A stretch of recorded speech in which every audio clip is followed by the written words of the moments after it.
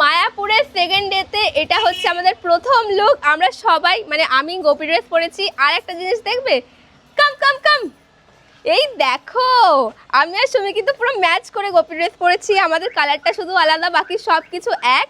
And আরও আছে, আরও গোপীরা চলে আসো। এটা হচ্ছে প্রিয়ার লুক, আমি একটু নিচে নেমে যাই। এটা প্রিয়া আর শিনু, এটা হচ্ছে শিনুর লুক। আমাদের চারজনকে কিরকম লাগছে অবশ্যই জানিও। এখন আমরা যাচ্ছি মন্দিরে ঠাকুর দেখতে, আর হচ্ছে আরও কিছু ঘুরবো। আজ অনেক সকাল সকাল বেরিয়েছি, কালকে তো অনেক রাত হয়ে গেছিলো সেই কারণে।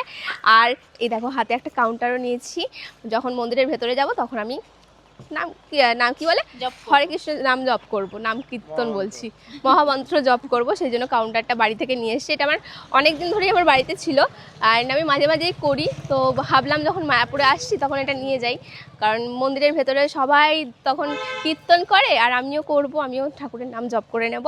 অ্যান্ড আমার একটুখানি পুণ্য হয়ে যাবে।